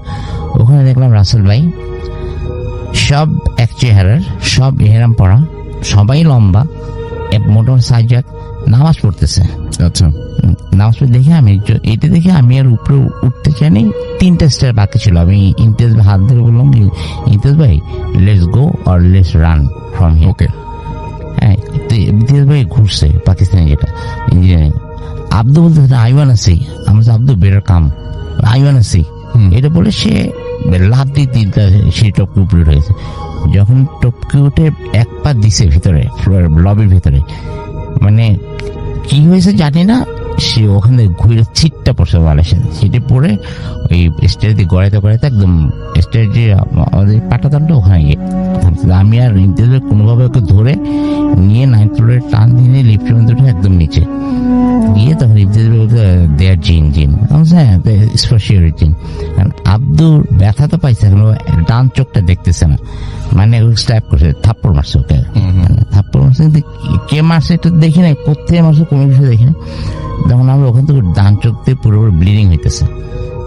আমরা সাথে সাথে হাসপাতালে মুস্তাফা নূর আছে, মক্কা একটা হাসপাতাল, আমাদের হাইটিস আমরা ওখানে যাইতাম আমরা সবাই। তো নিয়ে গেলাম, তো ওর তারপরে 3 দিন পর ডাক্তার বললো যে না, ওর রেটিনাটা ফাইটে গেছে ভিতরে, এই চোখে কাজ হবে না, লাস্টে সে ব্লাইন্ড হয়ে যায়। তারপরে 3 মাস পরে ওকে দেশে পাঠায় দেয় হাইটিস থেকে। So it was my story Rasel ভাই। Thank you so much, thank you. আপনার ঘটনার জন্য আপনাকে অনেক ধন্যবাদ। তো লিখছেন, সালাম নিবেন রাসেল ভাই, আশা করি ভালোই আছেন। আমি মোহাম্মদ সারোয়ার চৌধুরী, নর্থ সাউথ ইউনিভার্সিটির 5th সেমিস্টার BBA ডিপার্টমেন্টে পড়াশোনা করছি। আমার জীবনে ভুতুড়ে ঘটনার সংখ্যা বলতে গেলে অনেকই রয়েছে, একে একে ভবিষ্যতে পাঠিয়ে দেব সময় পেলে। গত কয়েক মাস ধরে পরিকল্পনা করে রেখেছিলাম, শুধু লেখা হয়ে ওঠেনি, তবে আজকে ভাবলাম লিখেই ফেলি। আর স্টুডিওতে যে আমার বলা হয়ে উঠবে না, নানা কারণে ব্যস্ত থাকি, ভালো লাগলে আপনি পড়ে শোনাবেন। আমার ছোট মা, বোন ও 2 ভাই খুলনা শহরে থাকে। খুলনার একটি আবাসিক এলাকায়, নাম না বললে কৃতজ্ঞ থাকব। বেশ সুন্দর এবং মনোরম পরিবেশ। রাত 9টার পর মানুষ দেখা যায় না বললেই চলে। গত বছর বাসাটি দেখে আম্মুর পছন্দ হয় এবং যথারীতি অ্যাডভান্স করে অগাস্টের 1 তারিখে নতুন ফ্ল্যাটে শিফট হয়ে যাই আমরা। ফ্ল্যাটের কিছুটা বিবরণ দেই। 8 তলা বিল্ডিং এর একদম টপ ফ্লোরে আমাদের বাসা। ফ্ল্যাটের 3 পাশেই বারান্দা অথবা বড় জানালা, ডাইনিং রুমে জানালা, বড় জানালা, পাশের কয়েক বাড়ির ছাদ স্পষ্টভাবে দেখা যায়। আমি যেদিন প্রথম ফ্ল্যাটে প্রবেশ করি সেদিন একটা অদ্ভুত ব্যাপার লক্ষ্য করলাম। জানালার পাশে ছোট্ট কাগজে আয়াতুল কুরসি লেখা। ব্যাপারটিকে তেমন গুরুত্ব না দিলেও পরবর্তীতে আবিষ্কার করলাম প্রতিটি রুমে জানালার পাশেই এমন আয়াতুল কুরসি লেখা। এবার কিছুটা অবাক হলাম। ছোট মামা কিছু না বুঝেই একটা কাগজ তুলে ফেলেছিল। আয়াতুল কুরসি লেখা ছোট কাগজটি টুকরো লাল কালিতে। তো যাক, আমি ঢাকা চলে আসলাম। বেশ কিছুদিন এভাবেই কাটলো। তারপর থেকে সমস্যার শুরু। শীতকালে খুলনায় প্রচন্ড ঠান্ডা পড়লেও আম্মুর মাঝরাতে হঠাৎ গরম লেগে যেত। আবার মাঝে মধ্যে জানালা থেকে গরম দমকা হাওয়া কোথা থেকে এসে লাগতো। কখনো বা শীতের রাতে কিচেনের সিঙ্কের কল থেকে হঠাৎই গরম পানি আসতো। আবার কখনো গভীর রাতে ছাদে কেউ দৌড়াদৌড়ি করত। আম্মু মাঝে মধ্যে বাচ্চার হাসি শুনতে পেত, কখনো কান্না। এরকমই ছিল বেশ কিছুদিন। সমস্যা বৃদ্ধি পেল কিছুদিন আগে। গত সপ্তাহে আমাদের এসিটা হঠাৎই নষ্ট হয়ে গেছিল। তো আম্মু বারান্দার গ্লাস এবং জানালার সবই খোলা রেখেছিল। আর রাত আনুমানিক 3:30 তখন হঠাৎ একটা বাচ্চার কান্নায় আম্মুর ঘুম ভেঙে গিয়েছিল। বারান্দার দিকে চোখ পড়তেই যা দেখলো তার জন্য ঘুমের মাঝপথে আমাদের মানে হঠাৎ করে কান্না, মানে তিনি একজন মানে মানুষের প্রস্তুতি কখনোই থাকতে পারে না। ছোট একটা বারান্দা, ঠিক বারান্দার মাঝখানে বসে কান্না করছে। মুহূর্তের মধ্যে আম্মু লা ইলাহা ইল্লাল্লাহ মুহাম্মাদুর রাসূলুল্লাহ পড়তে পড়তে লাইট জ্বালাতে উঠলেন। কান্নার ধ্বনি কেমন অদূরে মিলিয়ে গেল। আম্মু অবাক ভয়ার্ত দৃষ্টি নিয়ে কিছুক্ষণ তাকিয়ে রইলেন। সমস্যা শুধু এটাই থাকলো না, আর একটু বেড়েছেও। আম্মুর দরজা থেকে সোজা তাকালে আমাদের ডাইনিং রুম দেখা যায়। রাত তখন 9টা। আম্মু ছোট বোন বসে গল্প করছিল। পাশের রুমে ছোট 2 ভাই ছিল। ড্রয়িং ও ডাইনিং বেডরুমের মৃদু আলো পড়ছে। হঠাৎ আমার ছোট বোনের চোখ পড়ল ডাইনিং টেবিলের সামনে সাদা কাপড় পরা একজন মহিলা দাঁড়ানো। সেখানে অনেকটা পরিচিত মুখ। সে আস্তে করে আম্মুর দিকে তাকালো, আবার মাথা ঘুরিয়ে ডাইনিং এ তাকালো। অবিকল আম্মুর মতো দেখতে, কোনো পার্থক্য খুঁজে পাওয়া মুশকিল বোধ হয়। আবছা অন্ধকারে ডাইনিং টেবিলের সামনে দাঁড়িয়ে থাকা অবিকল আম্মুর মতো দেখতে জিনিসটা ড্রয়িং রুমের দিকে যেতে থাকলো। পাশের রুম থেকে আম্মুর ডাকে সাড়া দেওয়ার মতো করে আমার ছোট ভাই বলে উঠল, আসছি আম্মু ছোট ভাইকে ড্রয়িং রুমের দিকে যেতে দেখেই বেশ খানিকটা বুঝে ফেললো কিছু খারাপ হতে যাচ্ছে। ছোট ভাইয়ের নাম ধরে ডাক দিতেই কারেন্ট চলে গেল ফ্ল্যাটের। আইপিএস থাকা সত্ত্বেও ঘুটঘুটে অন্ধকার পুরোটা ফ্ল্যাট। ছোট দুই ভাই ভয় পেয়ে, ছোট বোন উপায় না পেয়ে ফোনের ফ্ল্যাশ জ্বালিয়ে ওদের নিয়ে আসছিল। আম্মু জোরে জোরে কালেমা পড়তে পড়তে লাগলো চিৎকার শুনে। এরকম বাজে ও আতঙ্কিত পরিবেশ সৃষ্টি হলো। হঠাৎ বিদ্যুৎ চলে আসলো। আইপিএস এর কাছে গিয়ে দেখা গেল ইনভার্টার অফ করা। বাসার কেউ এই বাটন বন্ধ করেনি, আর কোনো প্রশ্নই আসে না। এত ছোট সময়ে কোথা থেকে কি হয়ে গেল কেউ কিছু বুঝতে পারলো না। আমি দ্রুত বাসা বদলাতে বলেছি, কারণ এটা ছাড়া আমি এটা ছাড়া আর কোনো ভালো সমাধান নেই আমার দৃষ্টিতে। ভালো থাকবেন। এমন আরো অনেক ঘটনা আছে আমার জীবনে, আস্তে আস্তে সবকিছু শেয়ার করব। তবে এতটুকু বলতে পারি, আমার বাবা মা 2012-তে, তখন আমি অষ্টম শ্রেণীতে ছিলাম, মারা যাবার পর থেকে আমার বাবা মারা যাবার পর থেকে এসব সমস্যা হচ্ছে। একে একে সব কয়টি কাহিনী বলবো। আশা করছি আপনাদের ভালো লাগবে। ভালো লাগলে প্রচার করবেন। Thank you very much. আসসালামু আলাইকুম লিসেনার্স। জি, আসসালামু আলাইকুম লিসেনার্স। আমি রনি, মিরপুর 1 থেকে আসছি। জি, আপনার ঘটনায় চলে যাই আমরা। যে আজকে যে ঘটনাটি শেয়ার করব সেটি একটা নদীতে মাঝির কাহিনী। মাঝির মুখ থেকেই শোনা ঘটনাটি। সঙ্গত কারণে নাম ও জায়গার নাম বলতে চাচ্ছি না। ঘটনাটি হচ্ছে এরকম যে আপনারা সাধারণত জানেন যে দেখা গেছে অনেক মাঝি আছে যারা বিকেলবেলা জাল ফেলে রাখে নদীতে। দেন গভীর রাত্র হলে 12টার পর বা 1টার পরে তারা দেখা যায় জালগুলো আস্তে আস্তে তোলা শুরু করে। দেন সকালে তারা মাছ বিক্রি করে। সেরকমই একটা ছিল জ্যোৎস্না রাত। তো নদীতে রীতিমতো বিকেলবেলা জাল ফেলে রাখছে। রাত্র 12টার পর দেখা যায় এরকম তারা জাল তুলতে গেছে। সাধারণত তারা ছিল 4 জন আর মাঝি ছিল 1 জন, মোট 5 জন ছিল। তারা যেহেতু প্রতিনিয়ত এই কাজটা, এই পেশার সাথে জড়িত, সো তাদের কাছে একটা নতুন কিছু না বা ইসের কিছু না। মাঝি এক সাইডে বসা আর বাকি সাইডে তারা 4 জন জাল টেনে যে নৌকায় উঠানোর জন্য যেটা করে সেই প্রসেসিং করছিল। তারা লক্ষ্য করলো যে সাধারণত তারা দেখা যায় বহুত দিন ধরে এই পেশার সাথে জড়িত। সো তাদের কাছে এটা কোনো ব্যাপার না। সো কিন্তু প্রতিদিনকার চাইতে জালটা মনে হইতেছে যে একটু বেশি ভারী বা এরকম কিছু একটা মনে হইতেছে। কিন্তু তারা প্রথমে ঘটনাটি স্বাভাবিকভাবে নেয় যে হয়তোবা একটু ভারী হইতে পারে, যে কিছু হয়তোবা নদীতে যেরকম থাকে ডাল বা কিছু হয়তোবা কিছুর জন্য এরকম হইতে পারে। কিন্তু কিছুক্ষণ পর খেয়াল করে যে না, জিনিসটা আস্তে আস্তে বেশি ভারী হয়ে যাইতেছে। তখন বিষয়টা তাদের কাছে একটু আশ্চর্যজনক লাগে যে এরকম তো হওয়ার কথা না, যেহেতু তারা প্রফেশনাল এই লাইনে। তারপর দেখা যায় যে হঠাৎ করে একটা টাইমে জালটা ছিঁড়ে যায়। আর এখানে আশ্চর্যজনক বিষয় হলো যে একজন আর ছিঁড়তে পারে, বাট সবার হাত দিয়ে একসাথে কিভাবে ছিঁড়ে যায়, বিষয়টা সবচেয়ে আশ্চর্যজনক হলো এইখানে। খেয়াল করে না তখন তারা একে অপরের দিক তাকায় যে কি হইতেছে বা কি আজকে কিরকম কি। হঠাৎ করে তাদের মাঝি যে নৌকার ওপারে বসা ছিল সে চিৎকার দেয়। চিৎকার শুনে তারা মাঝির কাছে যায়। মাঝির কাছে যে তখন জিজ্ঞেস করে মাঝিকে যে কি হয়েছে। মাঝি ইশারা করে নদীর দিকে ইশারা করলে তারা তাকে যে বিষয়টা দেখতে পায়, সেটার জন্য তারা আদৌ প্রস্তুত ছিল না বা এরকম হওয়ার কথাও ছিল না। কারণ এরকম হলে আগেই বিষয়টা দেখতে পারতো। তারা দেখে যে একটা কাটা মাথার মতো নদীতে ভাসছে। এরকম বিষয়টা দেখার পর সবাই আশ্চর্য বলতে সবাই ভয়ে ভয়ে অস্থির যে কি হইতেছে আজকে এরকম। তারা যে যার মতো নিজের মতো সুরা পড়তেছিল। হঠাৎ করে দেখা যায় যে জ্যোৎস্নার রাত ছিল, কিন্তু হঠাৎ করে কালো ঘুটঘুটে অন্ধকার হয়ে যাইতেছে চারিদিক, বন্যার মতো শুরু হয়েছে। তারা তাদের মতো পড়তেছে। হঠাৎ এরপর আর তাদের কিছুই খেয়াল নাই। আর গ্রামে সাধারণত দেখা যায় যে আজানের সময় মানুষ সাধারণত আজানের পরপরই উঠে। তারা এরকম হঠাৎ করে না, আজানের পর একজন আসে দেখে যে নদীর পাড়ে এরকম ওইটা সাইড করা নৌকাটা। তো কৌতূহলবশত গ্রামের মানুষ দেখতে যায় যে আসলে কে বা কারা এখানে। দেখতে যে তাদের দেখা যায় যে অজ্ঞান অবস্থায় পায় ওখানে। পরে তাদের বাসায় নিয়ে আসা হলে প্রাথমিকভাবে হুজুর ডাকা হয়। হুজুরে প্রাথমিক পানি টেনে দেয়। পরে দেখা যায় নামাজের পরে পুরো ঘটনাটি তাদের কাছ থেকে শোনে হুজুরে, যে আসলে কি হয়েছিল তাদের সাথে।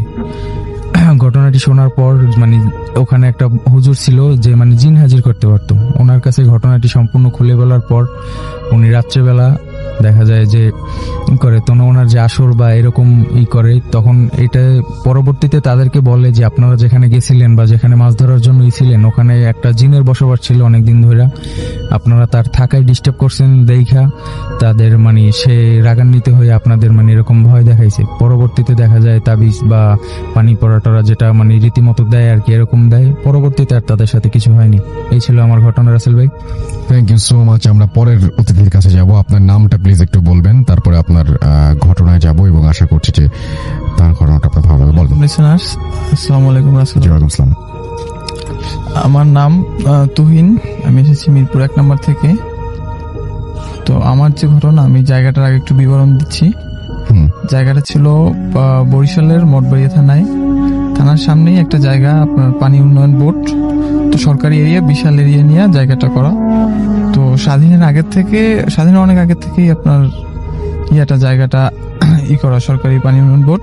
তো অনেক পুরাতন বিল্ডিং। আমরা ঘটনায় চলে যাই সরাসরি। হ্যাঁ, মানে জায়গা কোথায় এগুলো না জানি, আমরা ঘটনায় চলে যাই। ঘটনা ছিল আমার চাচার সঙ্গে। জি। তো আপনার একদিন গভীর রাত্রে চাচা স্বপ্ন দেখে যে ওইখানে যে একটা পুকুর ছিল, তো ওই পুকুরে যদি উনি মাছ ধরতে যায় তো তাইলে উনি অনেক মাছ পাবে। তো স্বপ্নে দেখা উনি জাল নিয়ে মাছ ধরতে গেছে। আর ওনার পেশাই ছিল মাছ ধরা, মাছ বিক্রি করা এগুলা। তো উনি স্বপ্নটা দেখা চাচিকে বইলা মাছ ধরতে গেল। মাছ ধরতে যাওয়ার পরে উনি 3 থেকে 4টা জাল দিয়ে খেয়াও দেওয়ার পরে অনেক মাছ পাইছে, প্রায় 1 মনের মতো। পরে মাছটা উনি তুইলা নিয়া জাল রাইখা চাচিকে বললো, তুমি মাছটা একটু বাইছা, মানে বিভিন্ন ধরনের মাছ তো, ছোট বড় মাছটা বাইছা আলাদা করো, আমি গোসলটা করে আসি, সকালে মাছ নিয়ে বের হব। এই বলে গোসল করতে গেল চাচা। তো রাত্রে 1 ঘন্টা 2 ঘন্টা আসতেছে না। এরপরে চাচি মানে টেনশন করে খুঁজতে যাই, কোথাও পেলো না। পরে পাশের বাসার লোকজনকে ডাকা হলো, যে এরকম মাছ পাইয়া রাইখা গোসল করতে গেল এই পুকুরেই, কিন্তু আসতেছে না। এখন এরকম প্রায় 1 দিন কাইটে গেছে, খুঁজতেছে, কোথাও পাচ্ছে না। পরবর্তী দিনে যখন অন্য লোক ওই পুকুরে গোসল করতে যায়, তখন মানে একটা পচা গন্ধ আসতেছে পুকুরের পানি থেকে। তো মানে খোঁজাখুঁজি করতে করতে কিসের গন্ধ এই করতে করতে হঠাৎ করে মানে দেখা যায় যে ঘাটের নিচের থেকেই যদি পানিটা লাগা লাগতেছে তাহলে গন্ধ বেশি আসতেছে। পরে মানে ওইখানে একজন মানে কি হয়েছে, মাছ টাছ মরছে কিনা এটা দেখার জন্য মানে ঘাটের নিচে যাই দেখে যে ওইখানে একটা কিছু মানুষের মতো। পরে মানে উনি ভয় পাইয়ে উপরে উঠে যায়। পরে উপরে উঠে বলার পরে আরো 2-3 জন মিলে নামার পরে দেখা যায় চাচার লাশটা ওইখানে আছে ঘাটের নিচে। এই ছিল আমার ঘটনা। ধন্যবাদ রাসেল ভাই। Thank you so much. আমরা থার্ড যে আমাদের যে অতিথি আছেন তার কাছে যাব। আপনার ঘটনাটা একটু প্লিজ বলুন। আসসালামু আলাইকুম। ওয়ালাইকুম আসসালাম। আমি মোহাম্মদ জাকির হোসেন, মিরপুর 12 থেকে এসেছি। জি। আমার ঘটনাটা গ্রাম অঞ্চলকে কেন্দ্র করে। জি। আমি আমার বড় ভাইকে নিয়ে এই ঘটনাটা, সে টাঙ্গাইল থেকে লেখাপড়া শেষ করেছে, ওইটা পুরোটাই গ্রাম অঞ্চল। এখন বোর্ডিং এ থেকে লেখাপড়া করতো। তা নিশ্চয়ই জানেন যে গ্রাম অঞ্চলে ওয়াজ মাহফিল সভাগুলো রাতের দিকে হয়। এখন সবাই তারা 5-6 জন বন্ধু মিলে যাচ্ছে। তা পাশে ধান ক্ষেত আর উপরে চাঁদ আছে। এখন তারা বন্ধুরা মিলে গল্প করতে করতে যাচ্ছে। এমন সময় ভাইয়া থমকে দাঁড়িয়ে যায়। তা কি দেখে দাঁড়ায় সেটা তার বন্ধুরা খেয়াল করেনি। এখন তার বন্ধুরা তো গল্প করতে করতে সামনের দিকে যাচ্ছে। এখন এক সময় দেখে যে আমার ভাইয়া নেই। তো ভাইয়াকে খোঁজাখুঁজি শুরু করে দেয়, কিরে ও আমাদের সাথে ছিল, এখন কোথায় গেল? তা খুঁজতে খুঁজতে পেছনের দিকে আবার চলে আসে। তো এক সময় দেখে যে ও অনেকটা পথ আগেই ওখানে দাঁড়িয়ে আছে ক্ষেতের পাশে রাস্তায়। তো ওর কাছে গিয়ে বলে যে কিরে তুই এখানে দাঁড়িয়ে আছিস, কিন্তু ভাইয়ের কাছ থেকে কোনো রেসপন্স পাচ্ছে না ওরা। তো ভাইয়ার শরীরে হাত দিয়ে বলে যে কিরে কি হয়েছে তোর? ও মানে কোনো নাড়াচাড়াই করছে না, ওর মতো দাঁড়িয়ে আছে নাচর বান্দার মতো। তো ওকে মানে একটু হাতটা ধরলো, ও হাত মানে ছিটকে সরিয়ে দিল তাদেরকে। পরে বলে কি হয়েছে রে? এখন ওরা তো সবাই জানে যে ভাইয়া তুলা রাশি, হয়তো কিছু হয়েছে একটা, এই কথা ভেবেই 2 জন 2 পাশে গিয়ে ধরলো। কিন্তু দেখছে 2 জন পারছে না। তখন 3 জন 4 জন 5 জন মিলে অনেক কষ্ট করে তাকে বোর্ডিং এ নিয়ে আসলো, তার বিছানায় শুয়ে রাখলো। শুয়ে রেখে যে ওরা তো বুঝতে পেরেছে কারণ আর ভাইয়ার সাথে এর আগে অনেক ঘটনা ঘটেছে, তো সে কি করলো, আমাদের ওইখানে একটা হাফিজি মাদ্রাসার একটা হুজুর আছে, সেই হুজুরকে ডাক দিল, কল দিয়ে ডাক দিয়ে বললো, কারণ সে এইসব জিন এইসব কিছু ছাড়ায়, সেজন্য তাকে রাতে ডাক দিয়ে আনা হলো। সে কি করলো, ভাইয়াকে বসানোর পর আর তার কনিষ্ঠ আঙ্গুলে একটু চাপ দেওয়ার পর সাথে সাথে ভাইয়া একটু তার হাতটা একটু মানে ঝ্যাংটা দিয়ে উঠলো, গ্রামের পাশে যেটা বলে। তা বললো যে তুই কোথা থেকে এসেছিস, তো কিছুই বলছে না। পরে বলছে ভালোই ভালোই বলছি, কোথা থেকে এসেছিস বল। পরে একটু মোটা গলা হয়ে গেল, বলছে যে আমি বলবো না, ওকে ছেড়ে আমি যাবো না, ওকে আমার পছন্দ হয়েছে। পরে বললো দেখ, তুই ওকে ছেড়ে চলে গেলে তোরই ভালো হবে, এতে তোরই মঙ্গল, তুই ভালো ভালো চলে যা, আর তা না হলে যদি না যাস তাহলে আমি বাধ্য হবো তোকে বোতলে ভর্তি করতে। আচ্ছা, পরে তারপর অনেক জোরাজোরি করার পরে এক সময় রাজি হলো যে হ্যাঁ আচ্ছা ঠিক আছে আমি চলে যাবো। পরে বলা যে ঠিক আছে, তুই যে চলে যাবি সেটা বুঝবো কিভাবে। তো লিসেনার, আপনারা সবাই জানেন যে গ্রাম অঞ্চলে দরজাগুলো থাকে 2 পাটের। তো বললো যে আচ্ছা ঠিক আছে, আমি যাওয়ার সময় গেটে একটা পাট আমি ধাক্কা দিয়ে চলে যাব। পরে বললো আচ্ছা ঠিক আছে। তারপর কিছুক্ষণ পর গেটের একটা পাট শব্দ হলো, তখন সবাই বুঝতে পারলো যে না হ্যাঁ ঠিক আছে, চলে গেছে। তারপর ভাইয়া মানে জ্ঞানে ফিরে আসলো, মানে সে অজ্ঞান হয়ে গেছিল, তা ওকে পানি দিয়ে জ্ঞান ফেরানো হলো। জ্ঞান ফেরার পর বললো আচ্ছা তোমার সাথে কি হয়েছিল বলো তো। পরে বলছে যে সবাই যাওয়ার পথে দেখলাম যে ধান ক্ষেতের ওইখানে একটা মানে জোনাকি পোকার মতো একটু মোটা আলো, আমি দেখে ভাবলাম যে এটা আবার কি, এত মোটা আলো কিভাবে, জোনাকি পোকা হলে তো এত মোটা হয় না। আমি দেখার জন্য এখানে দাঁড়ালাম, আর ওরা সবাই সামনের দিকে যাচ্ছিল। তা হঠাৎ করে দেখি যে ওই আলোটা একটা মানুষের রূপ নিল। আমি মানে ভয় পেয়ে গেছিলাম, আর আমি নড়াচড়া করতেও পারছিলাম না। তো হঠাৎ করে দেখি যে ওটা আমার সামনের দিকে আসছে, আসার পর আমার সামনে এসে হুট করে আমার ভেতরে ঢুকে গেল। তারপর আর আমার কিছু মনে নেই। এই ছিল ঘটনা। আসসালামু আলাইকুম। ওয়ালাইকুম আসসালাম। থ্যাংক ইউ সো মাচ আপনার ঘটনার জন্য, আপনাকে অনেক ধন্যবাদ এবং আশা করছি যে তার ঘটনা আপনাদের ভালো লেগেছে। আসসালামু আলাইকুম প্রিয় লিসেনার, আশা করি সবাই অনেক ভালো আছেন এবং সুস্থ আছেন। আমি আজকে যে ঘটনা শেয়ার করব এটা অত্যন্ত ভয়ঙ্কর একটি ঘটনা। একটা 2 বন্ধু মিলে, আমি নামটা পরে বলবো, এরা এক জঙ্গলের ভিতরে গিয়ে গভীর রাতে তারা একটা ভয়ঙ্কর পরিস্থিতির মোকাবেলা করেছিল এবং তিনি যেভাবে আমাদেরকে বলেছেন আমরা সেইভাবেই বলবো। যাই হোক, মেইল দিয়ে চলে যাই। এই ঘটনার নাম দিয়েছেন নিষিদ্ধ পথের যাত্রা। 2 জন বন্ধু, 2 জনই অ্যাডভেঞ্চার প্রিয়। তাদের একবারের লক্ষ্য ছিল জনমানবহীন গা ছমছমে রক্ষিণী বন। স্থানীয়দের কাছে একটি জিন সাধকের জঙ্গল নামে পরিচিত ছিল। শোনা যায় রাতের অন্ধকারে যারা এই বনে প্রবেশ করে তারা আর কখনোই ফেরে না। সেদিন ছিল পূর্ণিমার রাত তখন প্রায় 11টা বাজে। অভ্র এবং ল্যান্ড রোভারটার বনের প্রবেশ থেকে কিছুটা দূরে একটা পার্ক করলো। 2 জন কাঁধে প্রয়োজনীয় সামগ্রী, ভারী ব্যাগ, টর্চ, রশি, মশাল, শুকনো খাবার এবং যা যা প্রয়োজন আর কি সাথে নেওয়ার জন্য তারা ওই জঙ্গলের ভিতরে যাবে, এই জন্য সবকিছু গুছায় একটা ব্যাগে নিয়ে ওখানে যাবে। অভ্র, কিরে তোর কি মনে আছে যে আমরা কি ঠিক করছি?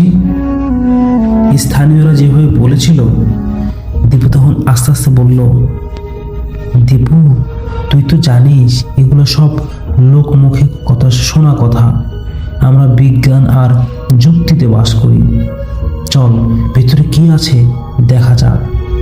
এই বলে অভ্র হেসে উঠল, কিন্তু তার হাসিটা বনের নিস্তব্ধতায় কেমন যেন অদ্ভুত একটা আওয়াজ শোনালো।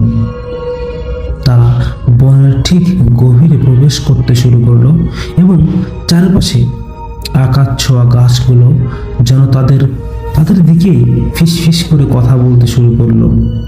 বনের বাতাস অস্বাভাবিক ঠান্ডা, আর অদ্ভুতভাবে সেখানে কোনো পোকামাকড়ের শব্দ ছিল না। এক গাঢ় অসহ্য নিস্তব্ধতা। ভৌতিক ইশারায় ফাঁদ এবং প্রায় 1 ঘন্টা হাঁটার পর তারা একটি পুরনো ভাঙা মন্দিরের কাছে পৌঁছালো। এই মন্দিরটি লতা পাতা, মানে মন্দিরে যে বট গাছগুলো থাকে এগুলো লতা পাতা ঢাকা থাকে, প্রায় সবাই জানেন। ভিতরে ঢুকতেই পচা গলা ফুলের আর না জানা কিসের একটা তীব্র নাকে গন্ধ আসলো। হঠাৎ তাদের ওই স্যাটেলাইট ফোনটি কোনো কারণ ছাড়াই বিকট একটা শব্দে বেজে উঠল, কিন্তু স্ক্রিনে ছিল পুরো ফাঁকা। ফোন বন্ধ কর অভ্র, কেমন যেন লাগছে। ফোন বন্ধ করার পরেও তারা শুনতে পেল কে বা কারা বা কে যেন তাদের নাম ধরে ডাকছে। দীপু, অভ্র, তোমরা কোথায়? এই শব্দটা আসছিল ঠিক তার পিছন দিক থেকে। তারা টর্চের আলো ঘোরাতেই দেখল কিছুই নেই, শুধু এক বিশাল প্রাচীন শ্যাওলা ধরা বটগাছ। কিন্তু বটগাছের ডাল থেকে একটা রক্তাক্ত শাড়ির আঁচল দুলছে। তারা এটা দেখেই আসলে একদম অবাক হয়ে যায় এবং তারা দুইজনেই ভয়ে জমে যায় সেখানে। শাড়িতে কোনো বাতাস লাগছিল না, তবুও সেটি অদ্ভুত ছন্দের মতো দুলছিল। দীপু যখন সাহস করে শাড়িটার কাছে গেল তখন অভ্র চিৎকার করে উঠল, দীপু দেখ!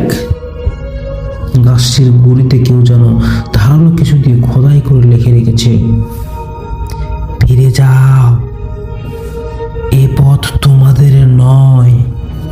ঠিক সেই মুহূর্তেই আকাশ থেকে বিদ্যুৎ চমকালো। একটা বিকট শব্দে অভ্রর হাত থেকে টর্চ লাইট সেটা ছিটকে পড়ে গেল। যখন তারা আবার টর্চটি তুলে আলো ফেলল তখন সেই লেখাটি সেই বটগাছের গোড়ায় খোদাই করে আর লেখা ছিল না। ছায়ের আঁচল অদৃশ্য, তাদের বুক ধুকপুক ধুকপুক করছে। তারা বুঝতে পারল এই সাধারণ কোনো বন নয়, অশরীর কিছু তাদের উপস্থিতিতে বিরক্ত হয়েছে। তারা আরো গভীরে যাওয়ার সিদ্ধান্ত নিল, কারণ তারা তো ভয় পায় না, তারা বিজ্ঞান কেন্দ্রিক ছেলে। তাদের উদ্দেশ্য হচ্ছে রহস্য, মানে কি আছে তা জানা বোঝা। হয়তো ভয়ের মুখোমুখি হলে ভয়ের কারণ জানা যাবে। কিছু দূর যেতেই তারা একটা ছোট্ট পাথরের নদী পার হলো এবং নদীর অন্য পারে একটা খোলা জায়গায় পৌঁছালো। হঠাৎ করেই আকাশটা মেঘাচ্ছন্ন হয়ে গেল, যদিও কিছুক্ষণ আগে পূর্ণিমার চাঁদ স্পষ্ট দেখতে পাচ্ছিলাম। একটি গাছের উপর থেকে একটা বিকট কর্কশ হাসি ভেসে আসছিল, যেন শুকনো পাতার উপর দিয়ে কেউ হেঁটে যাচ্ছে, কিন্তু শব্দ আরো ভারী। আলো ফেলে তারা দেখল একটি বিশাল আকৃতির কঙ্কালের মতো ছায়ামূর্তি। এই ছায়াটা গাছের সঙ্গে মিশে আছে আর চোখ জ্বলন্ত আগুনের মতো জ্বলছে, লাল টকটকা হয়ে। তখন তোমরা কেন আমার রাজ্যে এসেছো? তোমরা আমার শিকার। মুহূর্তটা বাতাসের মতো এক গমগমে আওয়াজ বলল, এটা স্পষ্টতেই কোনো জিন বা কোনো প্রেতাত্মা হবে। দীপু আর অভ্র তখন দৌড়তে শুরু করলো ভয়ে। পিছন থেকে জিনটি তাদের ধাওয়া করছে। হঠাৎ অনুভব করলো কেউ যেন তার কাঁধে খামচে ধরেছে। যন্ত্রণায় সে মাটিতে পড়ে গেল। দীপু টর্চের আলোয় পিছন দিকে ফেলতেই দেখলো অভ্রর কাঁধে এক বিশাল অস্বাভাবিক কালো হাত চেপে আছে। হাত দেখতে পারছে। দীপু তখন ওরে দেখতে পারছে এখন দীপু কি করবে? দীপু তখন তার ব্যাগে থাকা ছোট্ট ছুরিটা বের করে হাতের দিকে ছুরি মারলো এবং ছুরিটা হাতে লাগার বদলে বাতাসের মধ্যে মিলিয়ে গেল, আর জিনটা আরো জোরে হেসে উঠল, হা হা হা হা হা হা। সামান্য মানুষ, তোমরা আমাকে মারতে পারবে? তোমরা পারবে না। ঠিক তখনই তারা দেখলো সামনে এক ঘন কুয়াশার মতো কিছু জিনিস তাদের দিকে দ্রুত আসছে। তারা বুঝে গেল তারা চারিদিক থেকে আটকে পড়েছে।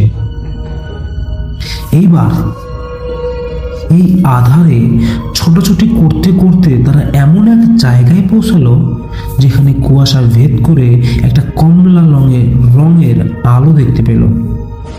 এই আলোর উৎস খুঁজতে খুঁজতে তারা দেখলো একটা উন্মুক্ত স্থানে আগুন জ্বলছে। মাঝখানে একটা উঁচু বেদির মতো জায়গা, একজন লোক বসে আছেন সেখানে। তিনি একজন তান্ত্রিক কবিরাজ। তার পরনে লাল বস্ত্র, কপালে সিঁদুরের মতো মোটা তিলক, মানে একটা ফোঁটা মতো। বেদির চারপাশে এই বেঁধে মানে তান্ত্রিক বললেও চলে, এর চারপাশে অদ্ভুত সব প্রতীক খোদাই করা। চারপাশে মানুষের খুলি আর পশুর হাড় ছড়িয়ে আছে। কবিরাজ তখন গভীর যজ্ঞ করছিলেন। আগুনের শিখা অস্বাভাবিক রকম বড় আর অস্থির। তিনি কিছু একটা মন্ত্র পাঠ করছিলেন, যা আমরা বুঝতে পারছিলাম এবং শুনতেও পারছিলাম, আর শুনতে অনেকটা পুরনো কোনো ভাষার মতো। দীপু অভ্র দুজনেই ভয়ে চুপচাপ দাঁড়িয়ে পড়ল এবং তাদের মনে হলো যে এই লোকটাই হয়তো তাদের শেষ ভরসা হতে পারে। তান্ত্রিক কবিরা চোখ না খুলেই বললেন, জানতাম তোমরা আসবে। নিশি যাকে ডাকে সে তো আসেই। তোমাদের জন্য জিন অপেক্ষা করছে। এই জঙ্গল তার সম্পত্তি, সে প্রতিশোধ নেবেই নেবে। দীপু সাহস করে বলল, গুরুদেব আমাদের বাঁচান, আমরা পথ হারিয়ে ফেলেছি। তান্ত্রিক কবিরাজ তখন আর যজ্ঞের আগুন থেকে এক চিমটি ছাই তাদের দিকে ছুড়ে দিলেন এবং এই ছাই তোমাদের চারপাশে গণ্ডি কেটে রাখবে। এ শুধু কিছুক্ষণের জন্য রক্ষা করবে। তোমাদের এখনই এখান থেকে বের হতে হবে। আজ পূর্ণিমা জিনের শক্তি সর্বোচ্চ। এরপর তিনি ছোট একটা তামার মাদুলি অভ্রর হাতে দিলেন। এটা তোমাদের পথ দেখাবে। এর শক্তি ফুরিয়ে গেলে তোমরা আর ফিরতে পারবে না। সাহস ফিরে পেয়ে দিব্য আর অভ্র সেই মাদুলি হাতে নিয়ে পুনরায় জঙ্গলের প্রবেশের পথের দিকে ছুটল এবং মাদুলিটি প্রথমে ঠান্ডা ছিল, কিন্তু যত তারা বনের ভিতরে যাচ্ছে তত এটা উত্তপ্ত হয়ে গলতে শুরু করলো এবং তারা অনুভব করলো যে এই মাদুলিটা মানে এই গরমের কারণে আস্তে আস্তে ক্ষয় হয়ে যাচ্ছে, শেষ হয়ে যাচ্ছে। তারপর তারা তাদের জীবনের যত শক্তি ছিল ওই শক্তি সহ যত জোরে দৌড়াচ্ছে, মাদুলিটাও তাদের সাথে সাথে পথ দেখাচ্ছে। তারা অনেক স্পিডে জঙ্গল থেকে বের হয়ে যেয়ে আসছে, আর সাথে সাথে মাদুলিটাও নিস্তেজ হয়ে গেছে। এবং তারা যে জঙ্গলে ঢোকার পথে যে জায়গায় গাড়িটা রেখেছিল তাদের, সেই গাড়িটা নিয়ে তারা কোনো মতে ওই রাত ফজরের দিকে তারা ওই জঙ্গল ত্যাগ করেন। এবং তারা বাসায় ফেরার পরে এই ঘটনাটি সারা বিশ্বে এবং বিভিন্ন টেলিভিশনে বা বিভিন্ন ইউটিউব ওয়েবসাইট সব জায়গায় তারা তুলে ধরে যে ওই জিনের শক্তি যে জঙ্গল, এই জঙ্গল যদি কোনো স্বাভাবিক মানুষ যায় সে কখনো ফিরে আসতে পারবে না। তারাও ফিরতে পারতো না যদি ওই তান্ত্রিক তাদেরকে এইরকম একটা মাদুলি না দিতেন। এই ছিল ঘটনা রাসেল ভাইয়া। যদি আমার ঘটনা ভালো লাগে তা অবশ্যই শেয়ার করবেন। ভালো থাকবেন। আসসালামু আলাইকুম। লিসেনার্স, আজকের ঘটনাগুলো শুনলেন তো কেমন লাগে আপনাদের? আমাদের ঘটনাগুলো বাছাই করা সকল ঘটনা যদি আপনাদের একান্তই ভালো লাগে তা অবশ্যই আমাদেরকে শেয়ার করবেন। এবং আমরা কিন্তু প্রতিনিয়ত এরকম ভয়ঙ্কর সকল ঘটনাগুলো আপলোড করে থাকছি। আপনারা যারা আমাদেরকে ঘটনা পাঠাতে চান, যে আপনাদের সাথে ঘটে যাওয়া ঘটনা, তারা অবশ্যই আমাদেরকে ঘটনা পাঠাতে পারেন। আমরা আপনাদের ঘটনাগুলো নিয়ে একটা স্টোরি সাজিয়ে আমরা আপনাদেরকে শোনাবো। যারা ভূত এফএম ঘটনা পাঠাতে চান তারা অবশ্যই পাঠান। আর ভূত এফএম অব্যাহত থাকবে সারাটা জীবন। যারা ভূত এফএমকে ভালোবাসেন তারা অবশ্যই আমাদের এই চ্যানেলটিকে ভালোবাসতে হবে, কেননা আমরা সর্বদাই আপনাদেরকে নতুন নতুন সকল ঘটনা দিয়ে যাচ্ছি। লিসেনার্স, আজকের মতো এখানেই বিদায় নিচ্ছি। সবাই ভালো থাকবেন, সুস্থ থাকবেন। যারা যারা ঘটনা পাঠাতে চান তারা অবশ্যই ঘটনা পাঠাবেন। আমরা কিন্তু আপনাদের নিজেদের কণ্ঠে পাঠানো ঘটনাও কালেক্ট করে সেই ঘটনাগুলো কিন্তু পাঠাবো। মানে আপনারা রেকর্ড করবেন হাতে থাকা স্মার্টফোন দিয়ে, যদি নিজের কণ্ঠে পাঠাতে চান, নিজের কণ্ঠে ঘটনা পাঠাতে চাইলে রেকর্ড করে আমাদেরকে পাঠিয়ে দেবেন। আমরা প্রতিনিয়ত আপনাদের ঘটনাগুলো সবাইকে শোনাবো, এটা ভালো লাগবে। আজকের মতো বিদায় নিচ্ছি। আসসালামু আলাইকুম।